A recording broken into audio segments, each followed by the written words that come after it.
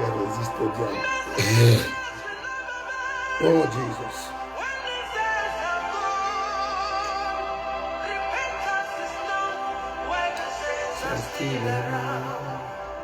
Kalibaba Santa Ramando Imprado Kolo Barakata Tata.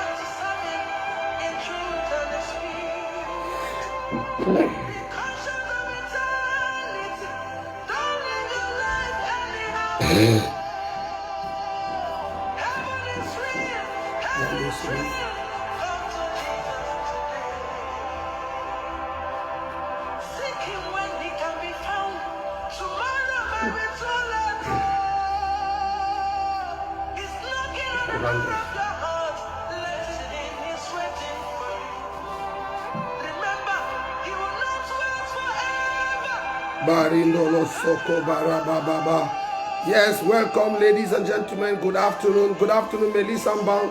I see you connected. Welcome. Hey, bienvenue frères et sœurs. Nous sommes déjà en ligne pour notre émission, notre direct sur le thème préparer l'église au retour du Seigneur. Preparing the church for the return of the Lord. We welcome you, brothers and sisters, ladies and gentlemen. Bienvenue, frères et sœurs, chers amis. Installez-vous confortablement et faites savoir à vos amis et à tous vos frères que nous sommes déjà en ligne, nous sommes déjà connectés. En attendant, regalons-nous de cette musique de notre sœur Nwachukwu Osinachi qui parle du retour, de préparer l'église au retour du Seigneur. Oui, lui Bertrand Adjemé à Saint-Florent le Koubou. Que Dieu vous bénisse. Bienvenue. Philippe César Boutima. Oh, wow. Philippe César, ça fait plaisir de te voir connecté. Voilà, installez-vous, partagez et faites savoir. Partagez dans vos réseaux pour que les frères et les sœurs, les amis, tous ceux que vous aimez et que vous voulez amener avec vous au ciel. Il n'y a aucun vrai chrétien qui veut aller au ciel seul. Encore que nous avons le mandat du Seigneur de répandre cette bonne nouvelle pour que toute la création l'entende. Donc, bienvenue. Oui, Béatrice Kama, bienvenue. Alléluia. There is a beautiful home for us far away, where there is no death, there is no sorrow, there is no crying, there is no tear. Oui. Osinachi, tu as raison. Il y a pour nous une demeure là-haut, loin d'ici. Là où il n'y a plus de pleurs, il n'y a plus de larmes, il n'y a plus de lamentation. Chantal Tinedou Patrick, welcome. Émilie Dogomadji, Bolole Irene, Alexandra Longa, bienvenue, que Dieu vous bénisse. Oh, c'est un plaisir de vous avoir. Philippe César, Dieu te bénisse. Je salue Philippe César, je salue tous nos amis, la grande famille du Gabon, de Libreville, de Port-Gentil, de Oyem, de Lambaréné, de Chibanga. Je salue tous nos amis du Congo, le Congo démocratique, le Congo Brazzaville, les amis d'Allemagne, oui, d'Italie, Alexandre Longa d'Italie, que Dieu te bénisse. Je salue tout le monde, tous ceux d'entre vous qui êtes connectés à travers le Cameroun, de Douala comme Mélissa Mban et des autres villes du Cameroun. Que Dieu vous bénisse. De Yaoundé, Maman Béatrice de Yaoundé, que Dieu te bénisse. Alléluia. Male kolobo chantala baranda la mayenda rolo brosata i paparos capralenda la zandrolo boskata yegede le brando zontolo mande e mama santa barodo dobra. Amen, amen, amen.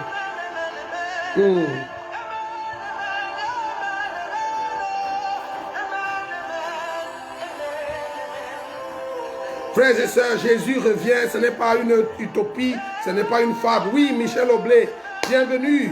Content de te voir connecté. Alléluia. Jésus revient, ce n'est pas une vue de l'esprit, ce n'est pas des contes de fées, ce n'est pas la fontaine, les fables de la fontaine. Jésus revient. La Bible dit que de la même façon qu'on l'a vu monter, de la même façon il reviendra. C'est Acte chapitre 1, c'est l'ange qui a dit aux disciples au mont des Oliviers, pendant qu'ils regardaient, voyant Jésus disparaître dans la nuée, l'ange leur a dit, de la même façon que vous l'avez vu partir, de la même façon il revient.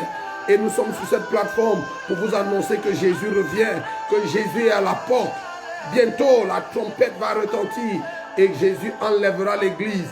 Les saints seront enlevés pour aller avec Jésus dans les airs à la rencontre, iront dans les airs à la rencontre de Jésus. Et nous serons avec le Seigneur dans les nuées. Alléluia. Bienvenue frères et sœurs, bienvenue, bienvenue. Partagez, faites savoir à vos amis que nous sommes là. Alléluia. Aujourd'hui, nous allons parler des choses qui vont empêcher que les chrétiens, que les gens qui se disent chrétiens, ah oui, il faut le dire, aucun vrai chrétien, aucune personne en bonne règle avec Dieu, qui marche avec Dieu, ne ratera l'enlèvement. La vraie question c'est, est-ce que nous sommes en règle avec Dieu?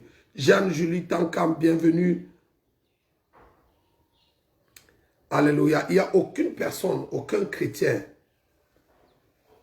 normalement constitué, c'est-à-dire qui a reçu Jésus et qui marche dans la justice et dans la sainteté, qui ratera l'enlèvement. La Bible dit que recherchez la paix avec tous et la sanctification, sans laquelle personne ne verra le Seigneur. La sanctification, condition sine qua non. Si un jour nous voulons voir le Seigneur, est-ce que c'est la justice par les œuvres ou bien le salut par les œuvres? Non. Cette sanctification, c'est l'émanation, c'est la conséquence, c'est le fruit d'une vie transformée par Jésus. Ce n'est pas un ensemble de règles et de lois qu'il faut observer. C'est en fait la sanctification, c'est le fruit d'une vie transformée, d'une vie régénérée. Vous savez, quand vous êtes chrétien, vous n'avez plus d'appétit pour le péché. Vous pouvez tomber dans le péché, vous pouvez vous retrouver dans le péché parce que ça fait partie des accidents de parcours. Jean a écrit, 1 Jean chapitre 2, je vous ai écrit, jeunes petits enfants, afin que vous ne péchiez pas. C'est ça notre nature renouvelée et régénérée en Christ, afin que vous ne péchiez pas. Mais si quelqu'un pêche, nous avons un avocat auprès de Dieu. Donc, Dieu sait, Dieu s'attend à ce que nous soyons parfaits. Jésus a dit, soyez parfaits comme votre Père Céleste est parfait. Soyez saints comme je suis saint. C'est ce que Dieu attend. C'est ça la nature de la nouvelle créature que nous sommes en Christ.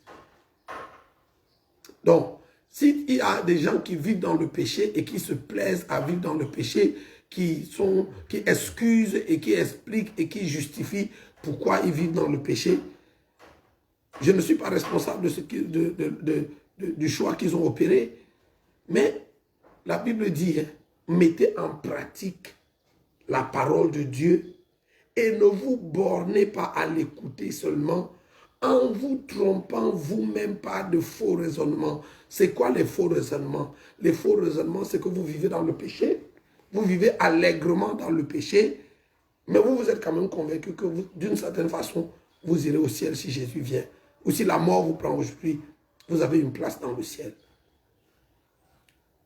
Je sais que la Bible dit que nous n'avons pas encore combattu jusqu'au sang.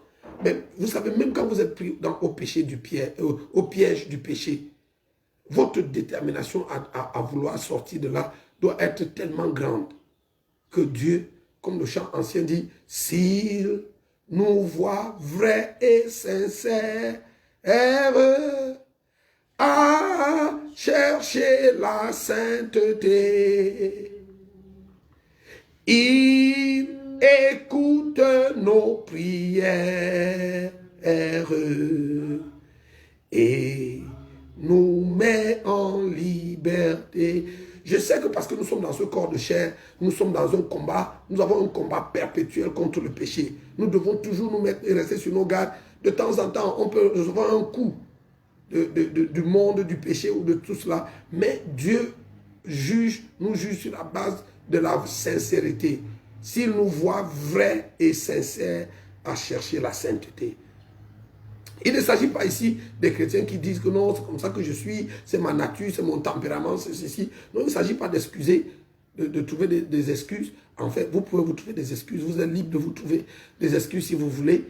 Mais est-ce que vous avez le témoignage de Dieu dans votre cœur? La Bible dit que si votre cœur vous accuse ou s'il vous condamne, Dieu est plus grand que votre cœur.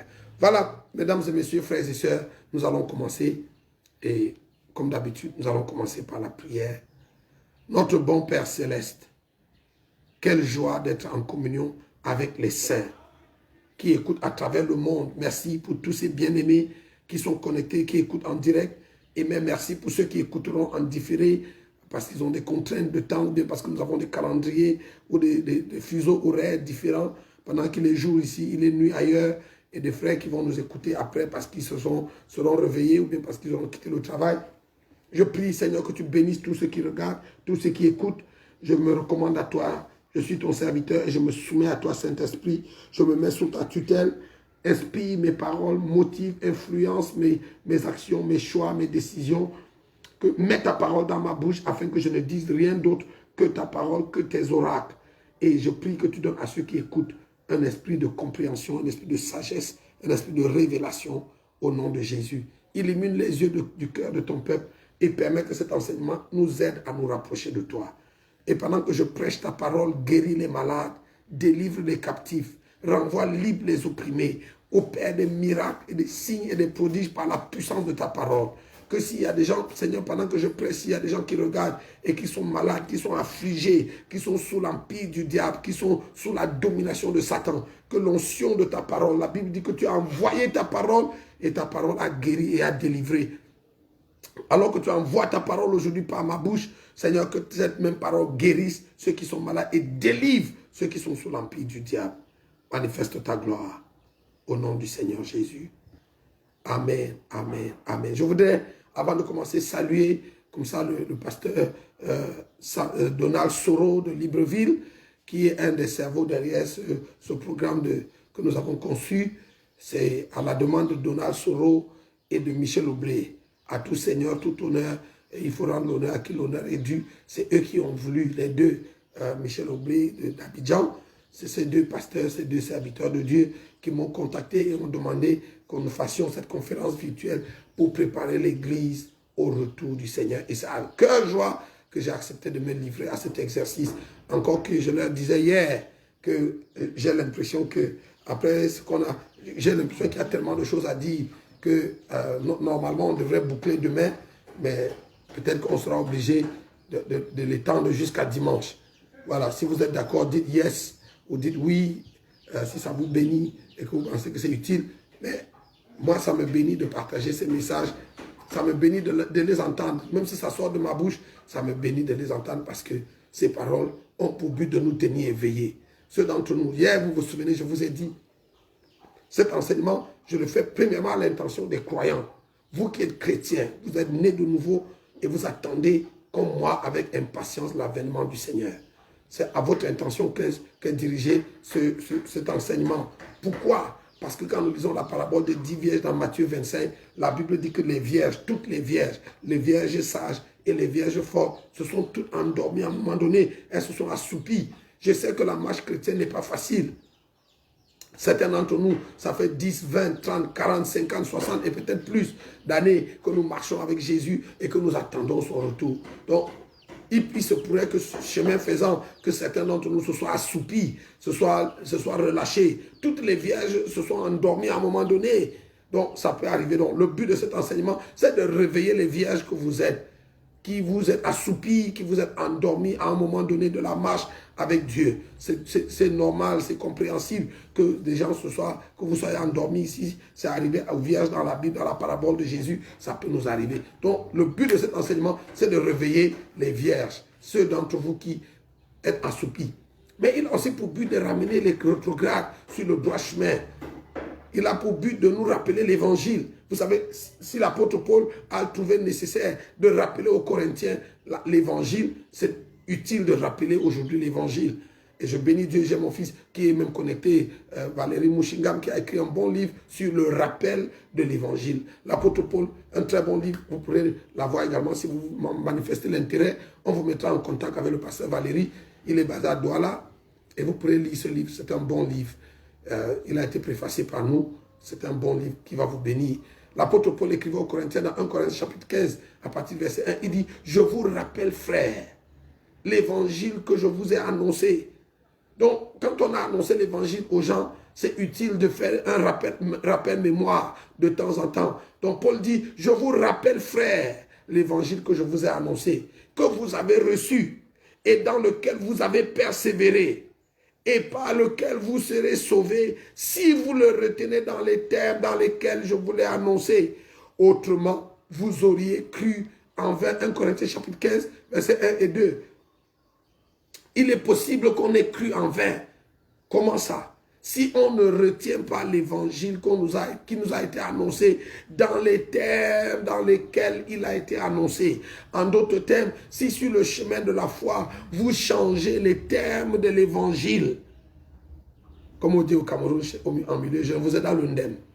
Vous avez quitté le chemin. Vous êtes perdu. On peut avoir bien commencé comme les Galates. Et ça aussi, c'est pourquoi nous faisons cet autre enseignement tous les mardis de midi, de 13h à 14h sur le désenvoûtement de l'Église. Encore que j'ai commis tout un livre là-dessus. Et je crois que de tous les livres que j'ai écrits, c'est peut-être l'un des plus importants. Enfin, un des livres importants que vous devez lire. Tous les livres que j'ai écrits sont importants. Mais celui-là, vous devez le lire, il est important. Parce que dans l'optique de ce que nous disons, il contribue exactement à vous préparer au retour du Seigneur. Donc, Paul rappelle l'évangile. Il faut garder l'évangile dans les termes dans lesquels l'évangile nous a été adressé par le Seigneur Jésus, par les apôtres. Si nous changeons les termes de l'évangile chemin faisant, nous sommes seuls dans notre film. Donc, je vous rappelle, frères, l'évangile que je vous ai annoncé, que vous avez reçu et dans lequel vous avez persévéré. Entendre l'évangile, c'est bon. Recevoir l'évangile, c'est bon. Persévérer dans l'évangile, c'est bon. Mais l'apôtre Paul dit, vous serez sauvés seulement si vous le gardez. Vous le gardez dans les termes dans lesquels il a été annoncé. Et dans la suite, dans les versets 3 et 4, l'apôtre Paul commence à rappeler les termes de l'évangile. Ça sera peut-être l'objet d'une autre série ou d'une autre conférence sur nous parlerons des termes de l'évangile, ou alors le rappel de l'évangile. Rappeler les termes de l'évangile. Et dans 1 Corinthiens, l'apôtre Paul dit au verset 3 et 4, d'après l'évangile que je vous ai annoncé, Christ est mort. Vous ne pouvez pas prêcher l'évangile à quelqu'un sans lui parler de la mort de Christ. Il faut que celui qui entende l'évangile sache pourquoi Jésus est venu, qui est Jésus, pourquoi Jésus est venu. Donc l'apôtre Paul, en parlant des thèmes de l'évangile, dit que d'après mon évangile, Christ est mort pour nos péchés, d'après l'évangile. Christ a été enseveli. Christ est ressuscité. Et après, donc Christ mort, Christ enseveli, Christ ressuscité. C'est ça les termes de l'évangile. Donc, dis aux gens, viens à Jésus, il va te donner le mariage, viens à Jésus, il va te donner le travail. Ce n'est pas ça l'évangile. Ce n'est pas ça sauver le... Cet autre discours-là, il est bon à l'oreille, mais il ne sauve pas le pécheur. C'est pour ça qu'aujourd'hui, nous avons une prolifération d'églises. Il y a des églises en revente dans tous les coins de rue. Mais le monde n'est pas sauvé. La moralité est au plus bas que jamais. Les églises sont pleines de monde, mais il n'y a pas de réveil spirituel. Pourquoi? Parce que le réveil spirituel, le vrai, ne consiste pas à faire que l'église soit remplie de gens. Le vrai réveil spirituel, ce n'est pas quand les églises sont remplies. Le vrai réveil spirituel, c'est quand les hommes, les cœurs des hommes reviennent à Dieu. Si les gens viennent à Dieu sans que leur cœur revienne à Dieu, ils ne sont pas sauvés et il n'y a pas de réveil. Donc, le vrai réveil spirituel, et ça c'est le Seigneur Jésus qui me l'a dit quand j'étais au ciel. Il m'a dit, ne sois pas séduit par les foules nombreuses que tu vois venir dans l'église. Ces gens ne viennent pas me chercher. Donc l'église peut être pleine de monde, ça n'impressionne pas Jésus. Ça n'impressionne pas Jésus qu'on ait une méga, super, méga église. Elle peut être aussi grande que l'église appelée la tour de Babel dans Genèse 11, où toute la race humaine avait rallié le projet de ce grand pasteur. Vous savez, le pasteur de cette église appelée la tour de Babel était vraiment, parmi les grands, un vrai grand. À côté de lui-même, Jésus est un petit pasteur. Parce que Jésus n'a pas réussi à battre le record de ce homme. Même Jésus n'a pas réussi à faire l'unanimité. Le pasteur de l'église de la tour de Babel, c'est le seul pasteur qui a réussi à faire l'unanimité. Il a réussi à rallier tous les hommes, toute la race humaine dans son projet. Donc, si on devait classer les hommes par leur aura et leur influence, Jésus dans l'église de ce pasteur ne serait même pas diacre. Et pourtant, aussi grand que cette église a été, aussi grand que ce ministère. Donc, il est important de rappeler l'évangile, les termes de l'évangile. Donc, je disais que ce direct, cette conférence virtuelle sur préparer l'église au retour du Seigneur, elle a premièrement l'intention de réveiller les vierges qui dorment, qui se sont assoupies parce que la marche était longue, l'attente est longue.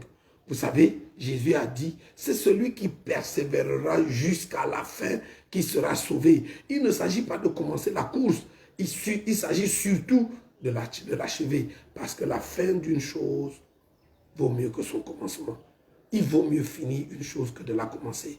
Et nous avons l'expérience autour de nous de nombreux frères et de nombreuses sœurs avec qui nous avons commencé cette marche chrétienne. Certains d'entre eux étaient même plus zélés, plus engagés, plus consacrés que nous. Aujourd'hui, ne marchent plus avec le Seigneur. Ils ont perdu leur zèle et leur engagement. Et c'est ce que la Bible dit, ce que Jésus reprochait aux églises d'Asie mineure dans le livre d'Apocalypse. Il dit, ce que j'ai contre toi, c'est que tu as perdu ton premier amour. Malheureusement, le constat que nous faisons dans l'église, dans le corps de Christ, c'est qu'il est très facile pour les chrétiens de perdre leur premier amour. Vous savez, normalement, l'amour est supposé grandir. L'amour est comme le vin, il se bonifie avec le temps. C'est-à-dire que plus il est vieux, plus il est bon, plus il est vieux, plus il a de la valeur. Notre relation avec Dieu devrait être la même chose. Malheureusement, ce qu'on constate dans l'église, c'est que les chrétiens sont zélés au début. C'est pour ça qu'on a appelé le zèle des nouveaux convertis. Et puis avec le temps, ils sont désillusionnés, ils sont zombifiés et même blasés. Et puis ils viennent à l'église seulement pour répondre présent. Vraiment, cette affaire ne les emballe plus. Ils sont vraiment dans le strict minimum. Ils ne font que ce qu'ils doivent faire pour que leur conscience ne les accuse pas. Mais en réalité, l'enthousiasme, le zèle et la passion, ils l'ont perdu depuis longtemps. Et beaucoup d'hommes de Dieu, beaucoup d'enfants de Dieu sont dans ce registre où on a perdu notre engagement, notre enthousiasme et notre passion.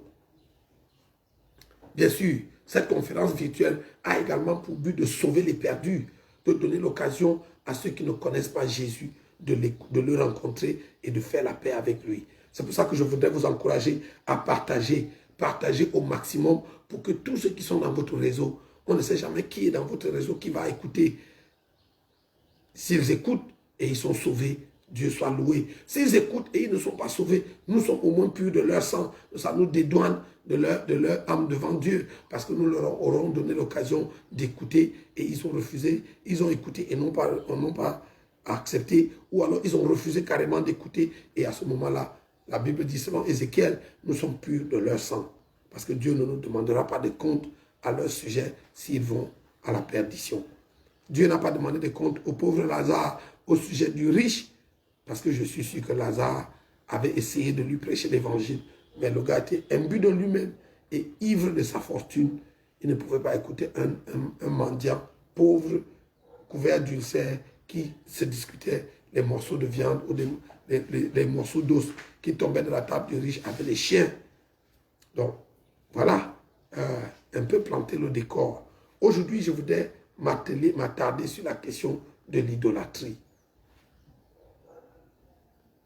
J'ai déjà fait cet enseignement sur beaucoup de plateformes, mais ça ne me fatigue pas de rappeler ces choses pour moi. Elles sont salutaires, elles sont essentielles. Elles sont essentielles, excusez-moi, essentielles pour vous tenir en éveil et vous préparer au retour du Seigneur. Aujourd'hui, je voudrais donc faire un enseignement sur l'idolâtrie. C'est quoi l'idolâtrie? Je vous ai dit hier, le Seigneur Jésus m'a dit quand je suis allé au ciel pour la première fois, que la raison pour laquelle beaucoup de gens vont rater l'enlèvement, c'est à cause de l'idolâtrie. Je crois que les enfants de mon église, Alpha Naomi, sont fatigués de l'entendre. Ils l'ont déjà entendu sous toutes les coutures. Et chaque fois que l'occasion est donnée de le rappeler, on le rappellera toujours. Jusqu'à ce que la dernière personne rentre dans l'arche avant que la porte ne se ferme. Donc, quand j'ai demandé au Seigneur, c'est quoi l'idolâtrie? Il m'a dit l'idolâtrie qui est dans l'église aujourd'hui n'est pas seulement l'idolâtrie conventionnelle que vous connaissez, qui consiste à se prosterner devant une idole, une statuette ou un monument. Mais l'idolâtrie qui est dans l'église aujourd'hui, elle se trouve dans le cœur de mon peuple. Et Jésus m'a dit que cette idolâtrie est cultivée et entretenue par vous, les serviteurs de Dieu, par nous, les serviteurs de Dieu. Notre responsabilité est engagée, frère. Quand nous nous tenons sur l'estrade pour prêcher, nous devons savoir que notre responsabilité est engagée devant Dieu. Quelqu'un m'a demandé un jour, mais Apôtre Diango, pourquoi tu prêches comme tu prêches? Je lui ai dit parce que j'ai conscience que certaines personnes qui m'écoutent aujourd'hui, je n'aurai plus jamais l'occasion de les voir avant qu'ils ne quittent cette terre. Donc dimanche, pasteur, quand vous vous tenez sur l'estrade et que vous parlez à une foule, si vous avez 200 personnes, 500 personnes, 1000 personnes, 10 000 personnes devant vous dimanche, prêchez avec la conscience que certaines de ces personnes qui vous écoutent sont en train d'écouter l'évangile pour la dernière fois. Et qu'après qu'ils vous aient quitté dimanche, ils ne reviendront plus dimanche prochain. La mort peut-être va les prendre. Quelque chose va leur arriver qui va faire qu'ils ne reviendront plus jamais à l'église. Donc quand vous avez l'occasion de parler devant une foule, dites-vous bien que vous n'aurez plus jamais l'occasion sur la terre des vivants de revoir ces personnes.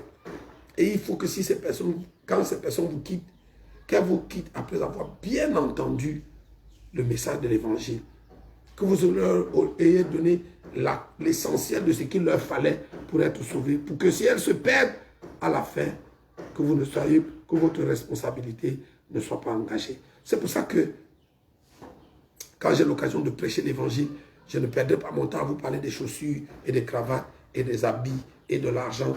Oui, c'est essentiel, on a besoin de ça pour vivre. On a besoin d'argent pour acheter ces belles cravates, ces belles chemises. Oui, on a besoin d'argent pour acheter le téléphone par lequel je fais le direct, les caméras et tout ça. Oui, mais écoutez, mais ce n'est pas ça l'évangile. Donc, parler de ça, au lieu de parler de l'évangile, si on parle de ça, on est à côté de la plaque. Donc, le Seigneur m'a dit que l'évangile, l'idolâtrie, et je lui ai demandé, Seigneur, qu'est-ce que tu appelles l'idolâtrie? Le Seigneur m'a dit, l'idolâtrie, c'est toute chose, quelle qu'elle soit, écoutez bien, toute chose, quelle qu'elle soit, qui discute avec Dieu la place et l'attention dans votre cœur. Un chocolat, sneaker. Excusez-moi.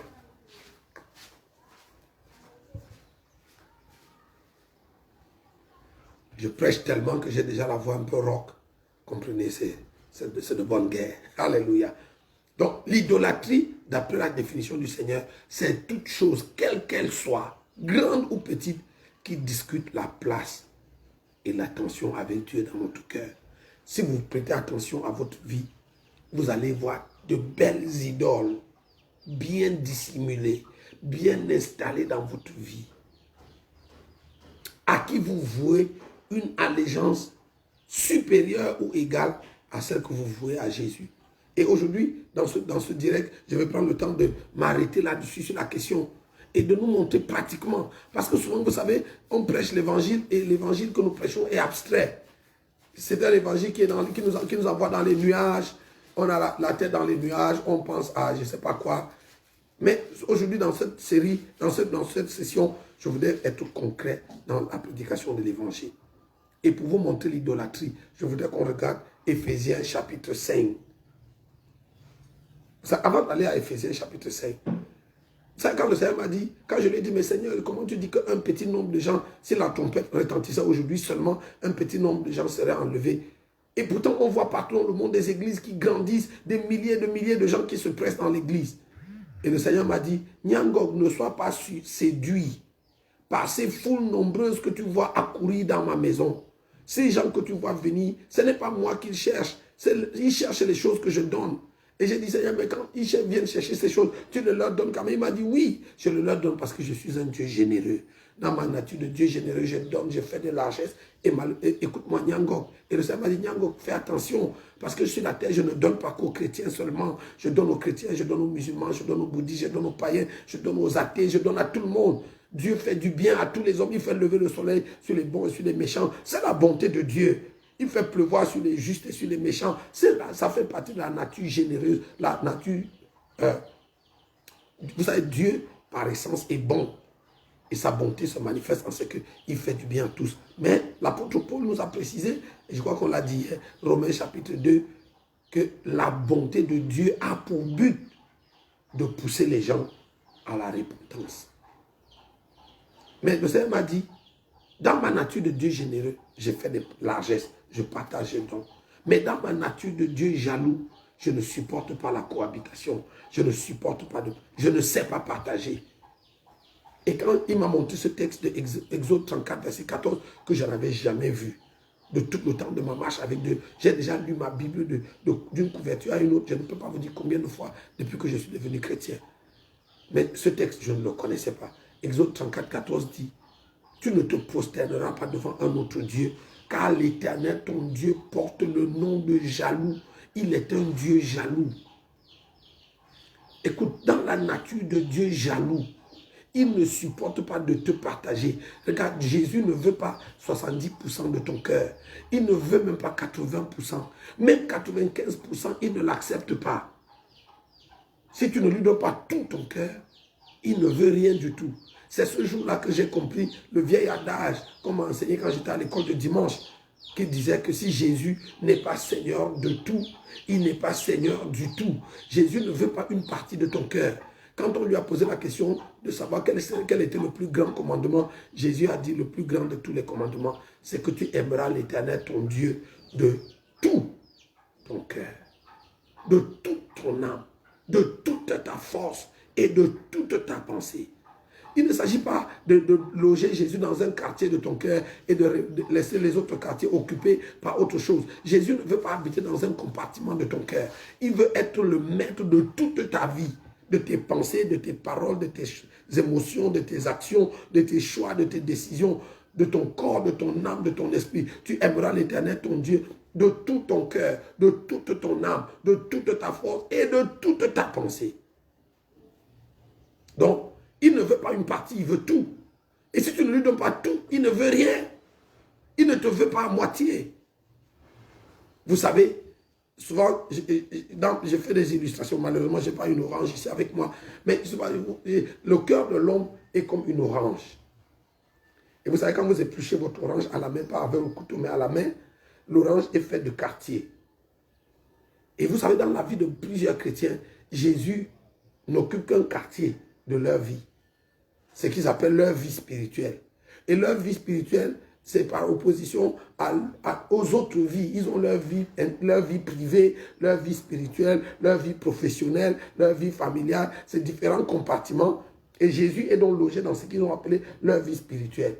Et donc, ils ont un temps qu'ils consacrent à Jésus. Et après ça, Jésus doit vraiment les laisser tranquilles parce qu'ils ont d'autres choses à faire. Non, Jésus veut faire partie de tout ce que vous êtes. De votre travail, de votre famille, de votre argent, de votre santé, de vos relations, de vos amitiés, de votre intimité, même avec votre conjoint. Il veut faire partie de tout et il veut être maître de tout. C'est ça la nouvelle naissance. C'est-à-dire que vous cessez d'avoir une vie. Ce n'est plus vous qui vivez. Donc vous n'avez plus de vie privée, il n'y a plus un compartiment réservé. L'apôtre Paul a dit, ce n'est plus moi qui vis, c'est Christ qui vit en moi. Et la vie que je mène maintenant dans la chair, je vis en la foi au Fils de Dieu. Donc si ce n'est pas ça la définition que vous avez d'être chrétien, vous êtes dans un autre évangile, vous êtes dans un autre registre qui ne concerne pas ce que nous disons. Donc le Seigneur m'a dit que quand dans le cœur d'un enfant de Dieu, il y a une situation de partage entre Dieu et quelque autre chose, ce que Jésus fait, c'est qu'il se retire tout doucement sur la pointe des pieds. C'est pour ça que la Bible dit, examinez-vous vous-même si vous êtes toujours dans la foi. Que celui qui croit être debout. Il n'a pas dit celui qui est debout. Celui qui croit être debout, prenne garde de tomber. Donc chacun de nous doit être sur ses gardes. Quand les disciples sont allés, ils ont fait des miracles, les 70, dans Luc chapitre 10, Jésus les a envoyés, ils ont fait plein de miracles et ils sont revenus. Jésus leur a, et ils ont dit, Jésus, Jésus leur a dit, ne vous réjouissez pas de ça. Assurez-vous plutôt que vos noms soient inscrits dans le livre de vie. Cet exercice-là, chacun de nous doit le faire au quotidien. Chacun de nous doit s'assurer au quotidien que son nom est toujours inscrit dans le livre de vie. Certaines personnes, il y a un nouvel évangile aujourd'hui qui dit que on ne peut pas perdre le salut et Dieu ne peut pas ôter le nom de quelqu'un dans le livre de vie. Ce n'est pas vrai. Apocalypse chapitre 2, je crois. Attendez, donne-moi le temps de trouver le texte Apocalypse. Je crois Apocalypse 2. Oui. Oui, son nom restera dans le livre de vie. Permettez-moi de trouver le texte.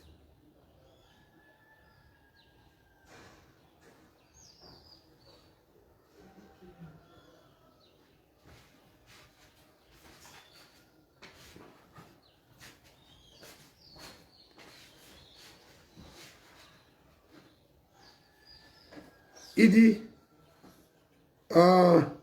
mais ce que j'ai contre toi, au verset 4, c'est que tu as abandonné ton premier amour. Souviens-toi donc d'où tu es tombé, répands-toi et pratique tes premières œuvres. Sinon, je viendrai à toi et j'ôterai ton chandelier de sa place, à moins que tu te répandes.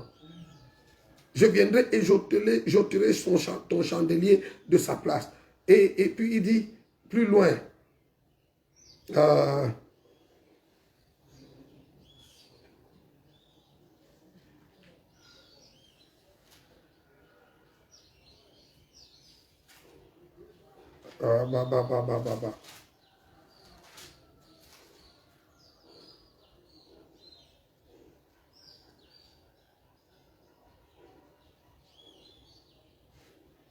à celui qui vaincra, je donnerai de la manne cachée, je lui donnerai un caillou blanc sur le caillou, créé un nom nouveau que personne ne connaît, si celui qui le reçoit. Oh, mais non, ce n'est pas ce verset.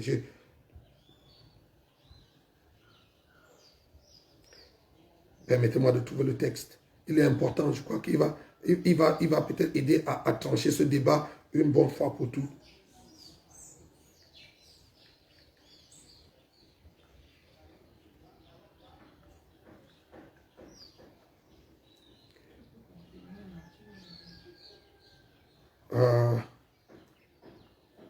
Oui, Apocalypse chapitre 3, verset 5, je savais. 3, verset 5, il dit, celui qui vaincra sera vêtu ainsi de vêtements blancs. Je n'effacerai point son nom du livre de vie. Et je confesserai son nom devant mon Père et devant ses anges. Je n'effacerai point son nom du livre de vie. Si il dit ici qu'il n'effacera pas le nom de celui qui vaincra, ça veut dire qu'il y a une possibilité que les noms soient effacés dans le livre de vie. Que le nom de certaines personnes soit effacé du livre de vie. Donc, vous savez, vous pouvez avoir une église de réveil, avoir des miracles sans Dieu. Dans mon témoignage, j'ai vu le ciel. Vous allez trouver, il y a cet extrait que le Seigneur m'a dit, quand le Seigneur m'a dit ça, je ne croyais pas. Il m'a dit, je vais te montrer quelque chose. Et Dieu m'a fait faire le tour de la terre. Je vous ai raconté le témoignage. Et on allait d'église en église.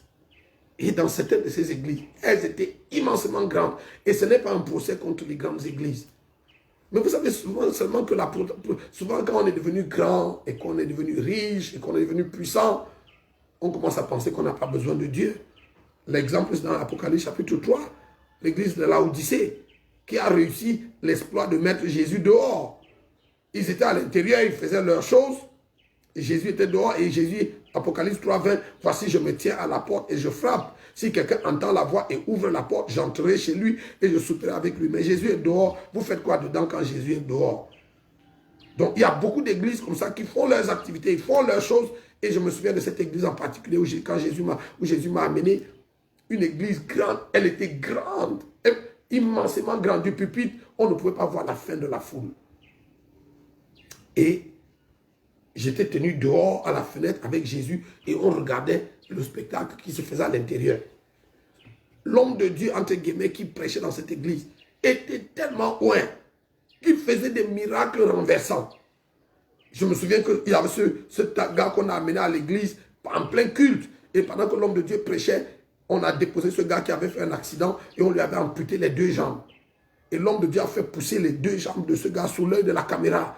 Et le gars s'est levé et a commencé à courir. Les gens tombaient, certains s'évanouissaient d'émotion. Et j'ai pleuré plus amèrement en demandant à Jésus, comment de tels miracles peuvent se faire dans une église alors que tu n'es pas là? Et le Seigneur m'a dit, oui, je t'ai amené pour te faire voir ça. C'est pour ça qu'au dernier jour, plusieurs diront. Il n'a pas dit quelques-uns, il dit plusieurs diront, nous avons fait des miracles en ton nom, nous avons prophétisé en ton nom. Et je leur dirai, je ne vous ai jamais connu. Retirez-vous de moi, vous qui commettez l'iniquité.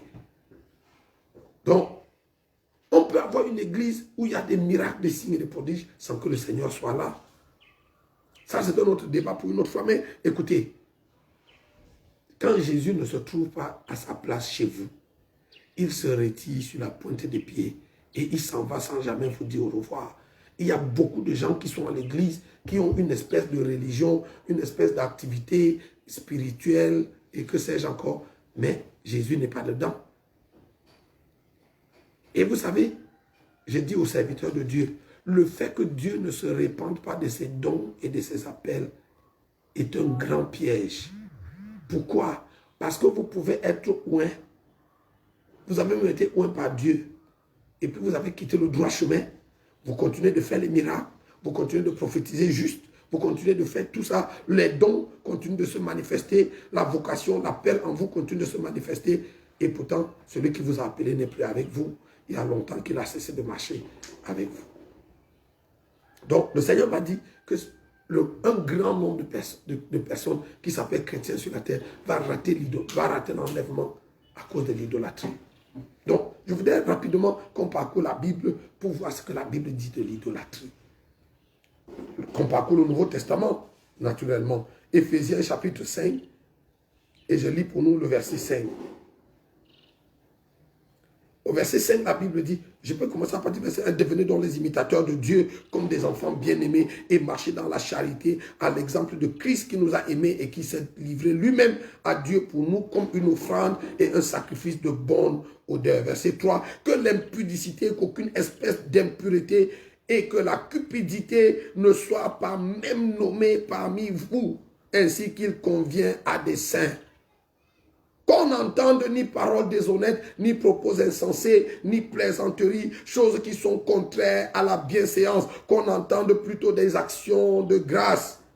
Verset 5, la conclusion de ce discours, verset 5. Car sachez-le bien, aucun impudique ou impur ou cupide, c'est-à-dire idolâtre, n'a d'héritage dans le royaume de Christ et de Dieu.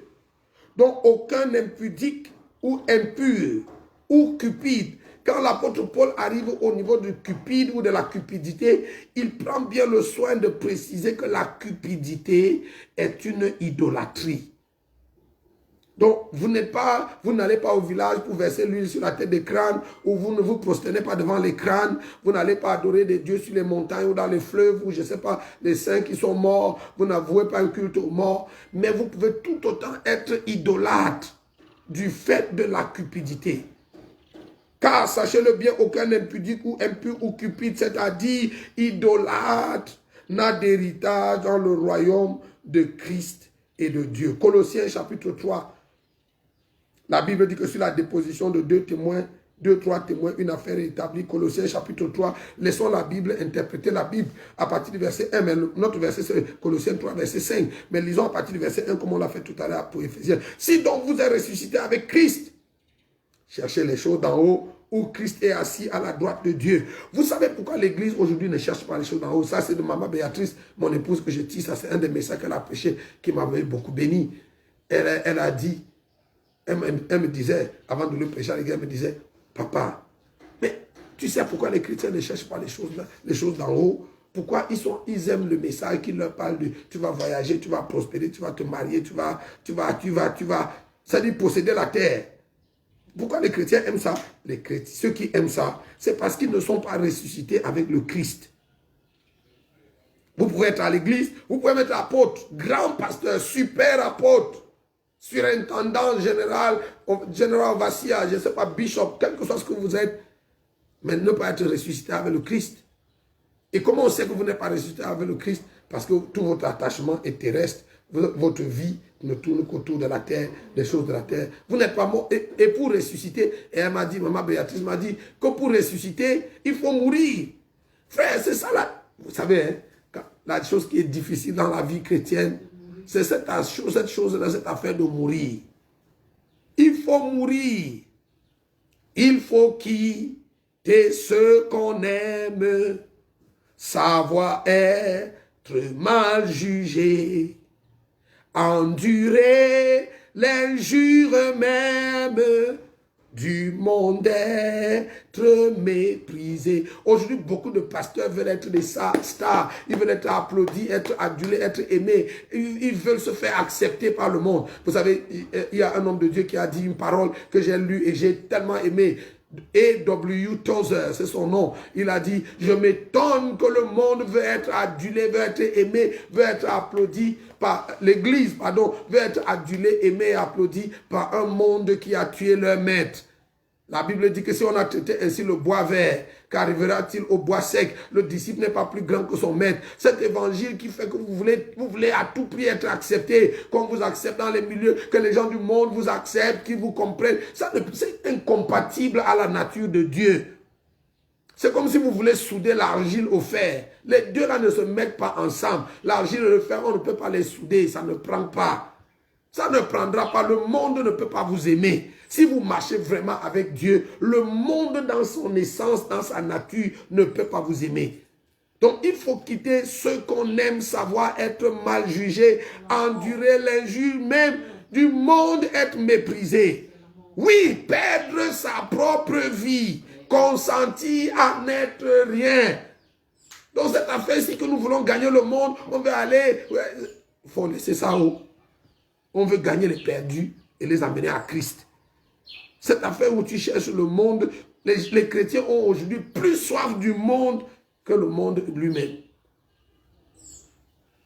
Oui, perdre sa propre vie, consentir à n'être rien, n'avoir qu'une seule envie. Une seule, pas deux, pas 14. N'avoir qu'une seule envie, aimer Jésus, le seul bien. Jusqu'au bout, je vais te suivre dans les bons et les mauvais jours. Cet autre évangile qui vous a dit que non, tous les jours vont être dimanche. Ça aussi, c'est pas l'évangile. Et l'apôtre Paul a dit, hein, tous ceux qui veulent vivre pieusement en Jésus-Christ seront persécutés. Comment? Donc, pour revenir, si donc vous êtes ressuscité avec Christ, cherchez les choses d'en haut où Christ est assis à la droite de Dieu. Affectionnez-vous aux choses d'en haut et non à celles qui sont sur la terre. Si vous avez une passion, si vous devez avoir une passion, c'est d'être passionné des choses qui sont en haut. Cherchez à connaître Dieu, à aimer Dieu, à s'attacher à Dieu, à plaire à Dieu.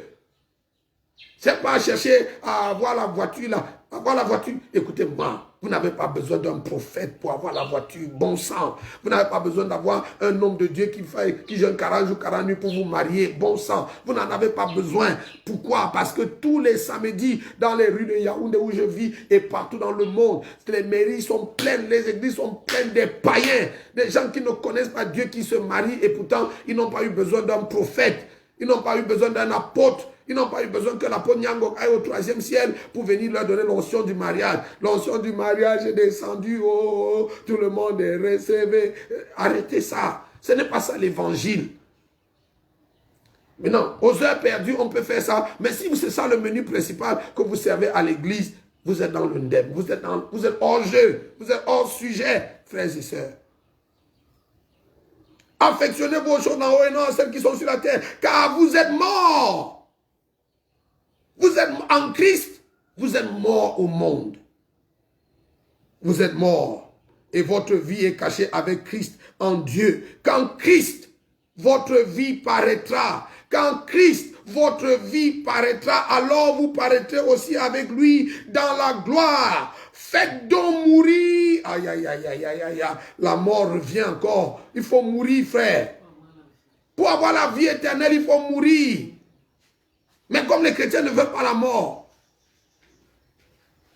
vous savez pourquoi nos églises sont devenues bruyantes? On crie alléluia, on dérange les voisins, ils ne dorment pas bien. Parce que les gens veulent vivre. Ils veulent vivre, pas la vie de Dieu, ils veulent vivre. Ils viennent à l'église pour chercher le visa mariage, comme ça le culte était bon.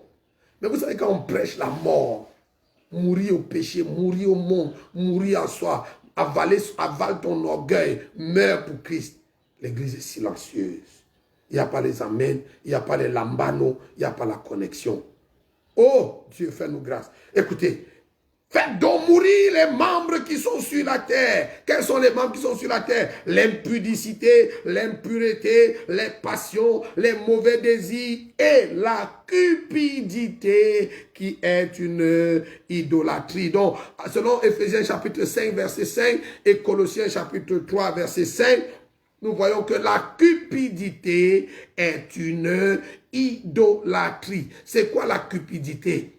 La cupidité a pour synonyme l'égoïsme, l'égocentrisme, la chicheté, l'avarice et le nombrilisme.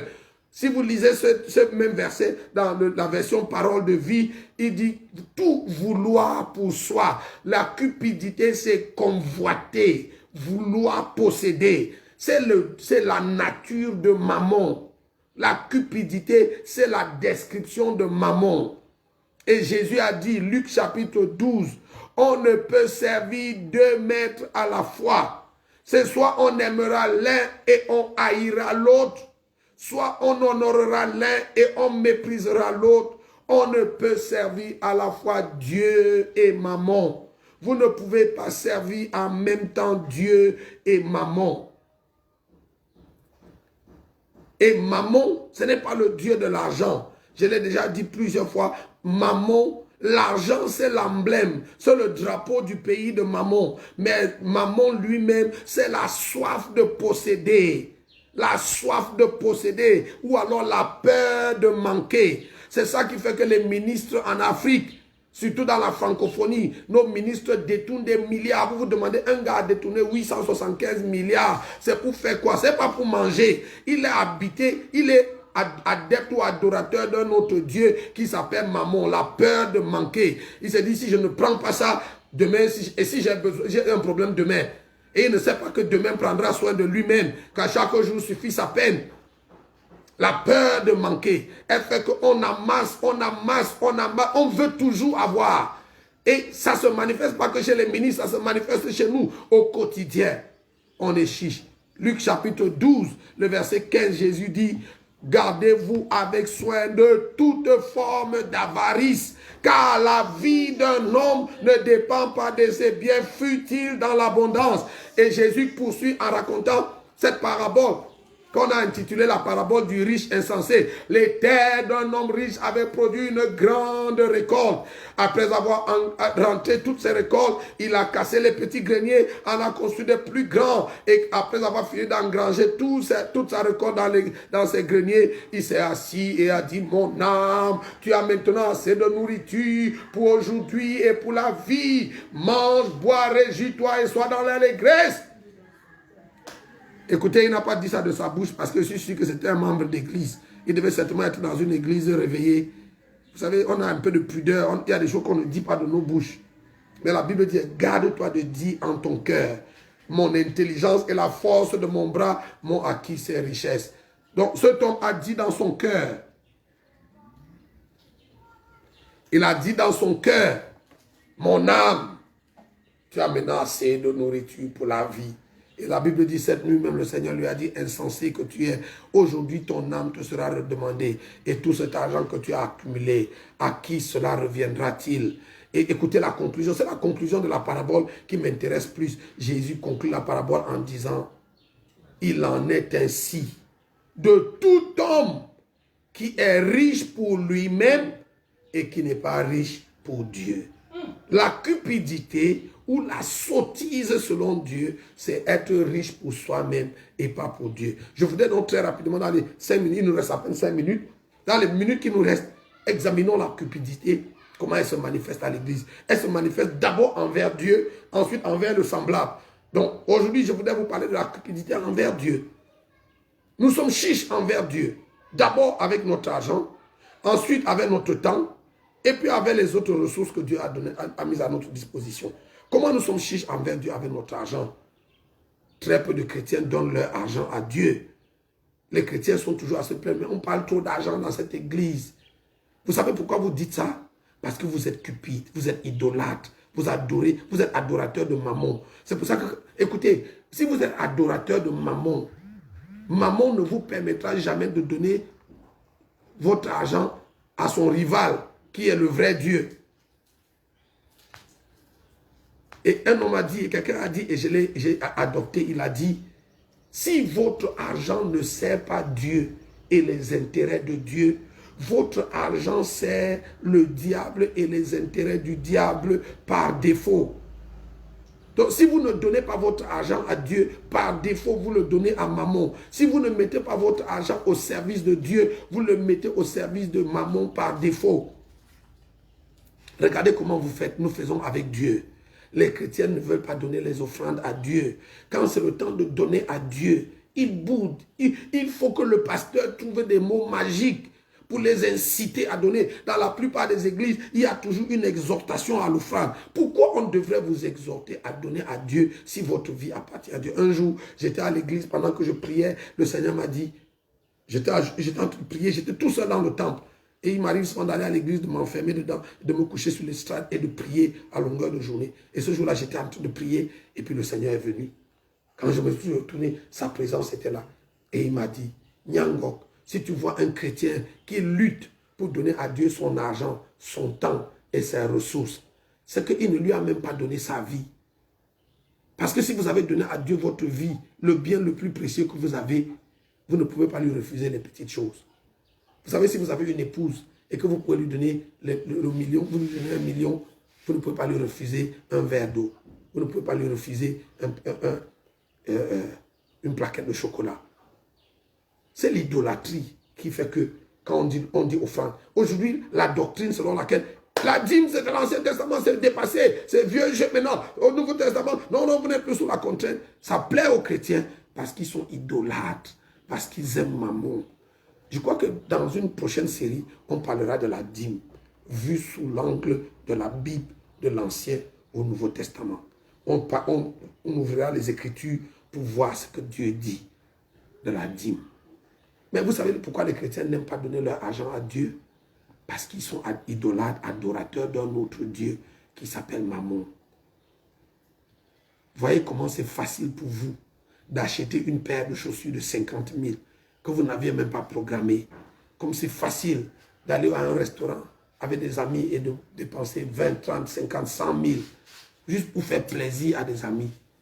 Mais quand vous arrivez à l'église et que c'est le temps de donner l'offrande, par réflexe, vous allez prendre le plus petit billet dans votre portefeuille.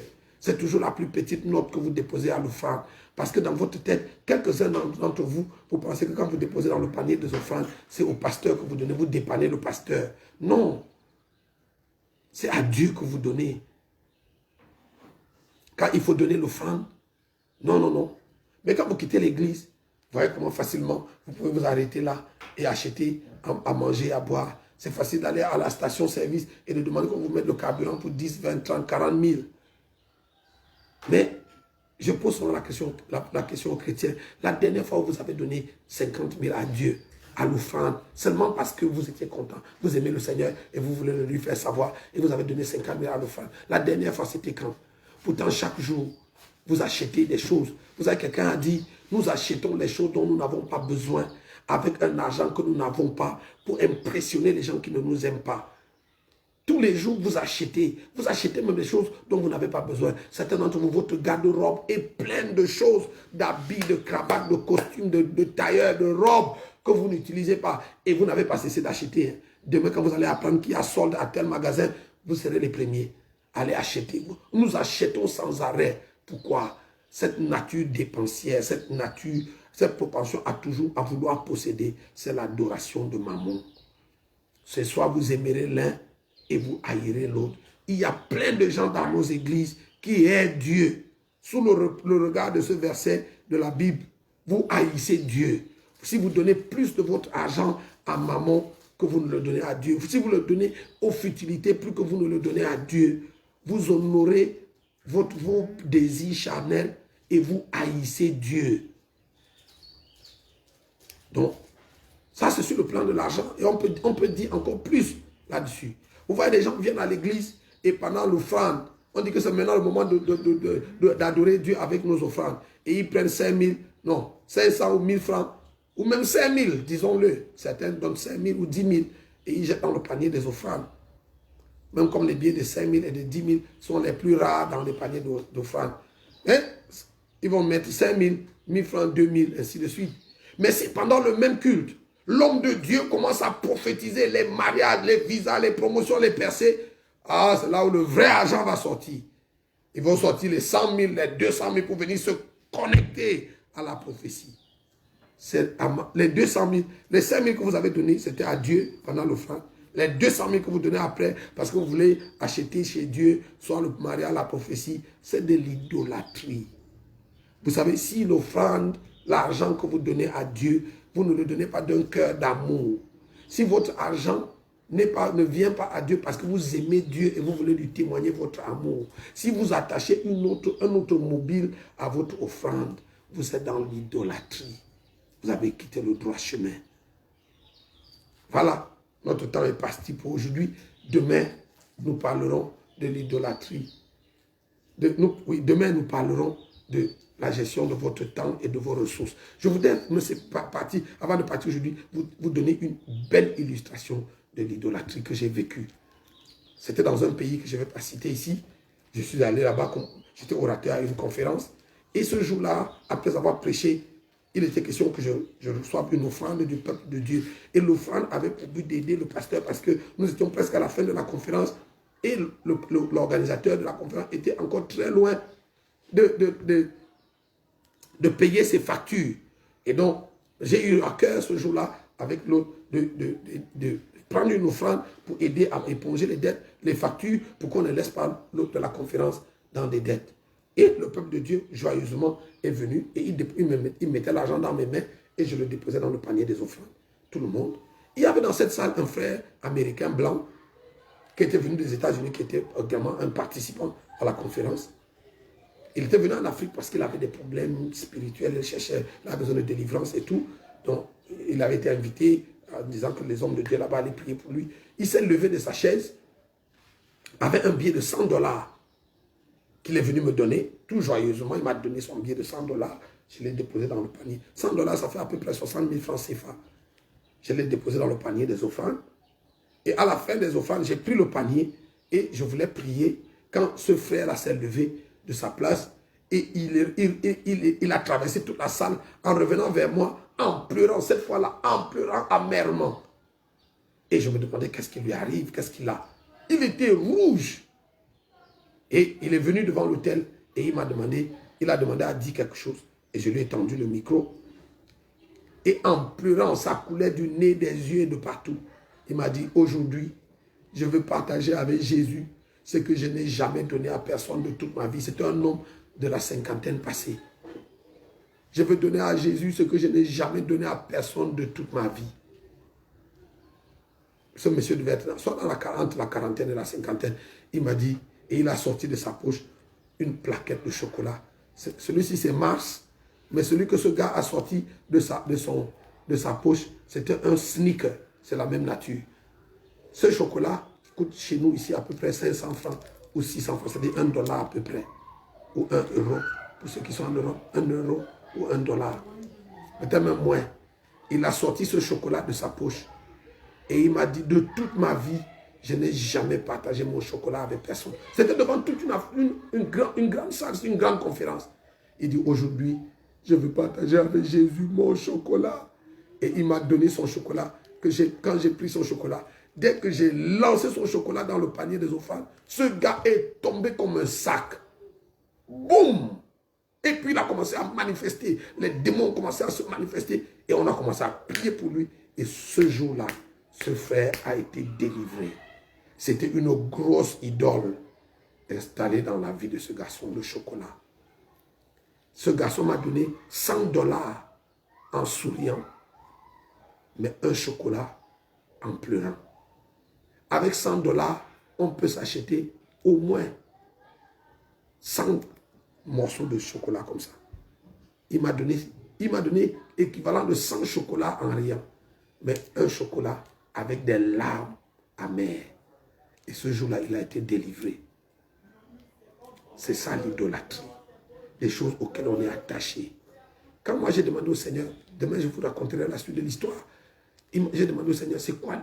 Seigneur, montre-moi les idoles qui sont dans mon cœur, pour que je les enlève ici avant de retourner sur la terre. Le Seigneur m'a dit, s'il y a une chose sur la terre que tu dois faire à tout prix, ou que tu dois avoir à tout prix, cette chose est une idole. S'il y a une chose sur la terre qui t'impressionne, cette chose est une idole. Frère, ce jour-là, notre ami a été délivré. Et après le culte, je devais retourner. Je ne savais même pas qu'il était logé dans le même hôtel que moi. Pendant qu'on nous amenait, le protocole nous ramenait, il m'a demandé s'il pouvait venir dans ma voiture. Je lui ai dit pour venir à l'hôtel. Je croyais qu'il venait à l'hôtel pour me voir. Quand il est rentré dans la voiture, c'est là qu'il m'a dit qu'il est logé dans le même hôtel que nous. Et il voulait me voir. Et quand nous sommes arrivés à l'hôtel, il m'a amené dans sa chambre. Il avait amené des États-Unis 2 valises pleines de chocolat. Parce qu'on lui avait dit que le pays où il allait, il n'était pas sûr d'avoir des chocolats. Ce qu'il avait comme vêtements, il avait apporté juste, pendant que c'était le 4e jour de la conférence, il avait la même chemise, le même pantalon.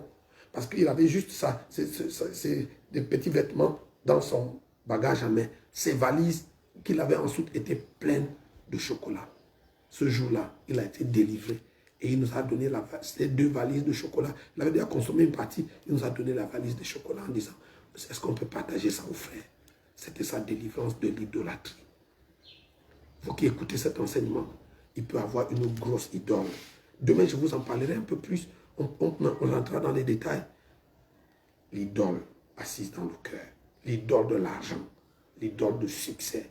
L'idole de la popularité. L'idole de la gloire. L'idole du sexe. L'idole du pouvoir. Ces idoles sont assises dans... Petits enfants, gardez-vous des idoles.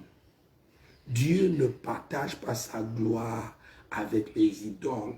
Il ne partagera pas ton cœur avec les idoles.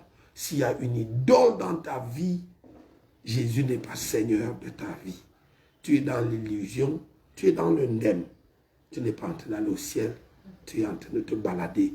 Tu n'es pas en train de te préparer pour le retour du Seigneur. Tu es en train de te balader. Voilà, c'est ici que nous allons tirer la conclusion pour aujourd'hui. C'était un plaisir de vous avoir. Je voudrais vous donner rendez-vous demain à la même heure, 13h heure d'Abidjan, 14h heure du Cameroun et 15h heure de Paris.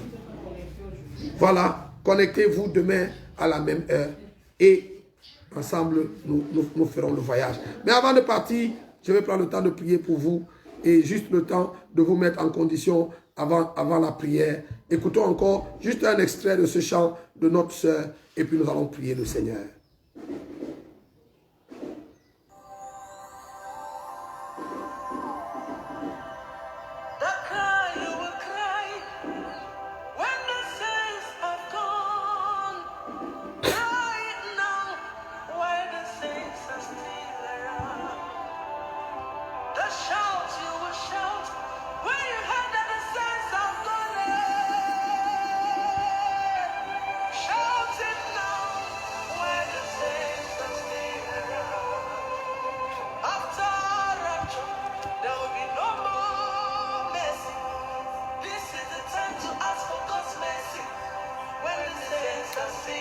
Kalibo shabra dele makondolo braba baba baba baba. E mandolo sata. Père, je te loue, je te rends grâce pour l'opportunité de partager ta parole avec ton peuple. Je te dis merci pour l'enseignement de ce jour. Merci pour tous les bien-aimés frères et sœurs qui ont écouté, qui se sont connectés et même ceux qui écouteront après. Je prie que tu bénisses ta parole et que tu bénisses ton peuple au nom du Seigneur Jésus. Je prie que tu étendes ta main, Seigneur, pour faire du bien à ton peuple. Permets que cette parole rentre dans nos cœurs, qu'elle nous aide à sonder nos cœurs et nos reins et à nous débarrasser des idoles, de nous débarrasser de toutes les choses qui peuvent nous faire rater ton avènement, de nous faire rater l'enlèvement. Quelqu'un a dit, si vous ratez le ciel, c'est sûr que vous n'allez pas rater l'enfer. Si vous ratez l'enlèvement, c'est sûr que vous ne raterez pas l'enfer. Je prie, Seigneur, pour moi-même et pour tous mes frères qui regardent, afin qu'aucun de nous ne rate l'enlèvement, ne rate l'avènement du Seigneur. Aide-nous, Seigneur. Donne-nous la victoire sur Satan, sur le péché, sur les choses de la chair. Aide-nous à nous dépouiller, à nous débarrasser des choses de la chair, de l'attachement à la chair, au monde. Et de suivre le Seigneur, de nous préparer à ton retour. Au nom du Seigneur Jésus. Père, merci de bénir ta parole. Oh Dieu, aide-nous et fais-nous grâce au nom de Jésus. Je prie pour tous ceux qui sont malades. Guéris les malades et tends ta main, Seigneur. Que ton esprit souffle sur tous les frères malades. Guéris, restaure, délivre ton peuple. Au nom de Jésus. Et ceux qui regardent et qui font face à des difficultés dans leur vie, que ce soit dans le travail, dans la santé, dans le mariage, à la maison, en famille, dans les relations, à quelque niveau que ce soit, que le Seigneur étende sa main et vous montre sa bonté, vous montre sa fidélité. Qu'il en soit ainsi au nom de Jésus. Gloire et louange à toi parce que tu nous exauces et tu nous exauces au-delà de ce que nous te demandons. Au nom de Jésus. Alléluia. Gloire au Seigneur. Rendez-vous demain à la même heure. Que Dieu vous bénisse. C'était un plaisir de vous voir. Je vois Bertrand Oyoa. Je vois Wilfried Ossé. Et j'ai vu beaucoup d'autres personnes connectées pendant l'enseignement. Que Dieu vous bénisse. C'était un plaisir de vous avoir. S'il vous plaît, avant de partir, partagez pour que ceux qui n'ont pas été en direct puissent écouter sur vos différentes plateformes. Si vous croyez que ce message est utile pour l'Église, partagez, partagez, partagez. Que Dieu vous bénisse. Mon Jésus, je t'aime, je te sais à moi. Oh, quel charme extrême me retient à toi. Les plaisirs du monde ne m'attire plus. Ton amour m'inonde. Je t'aime, oh Jésus. Shalom, shalom.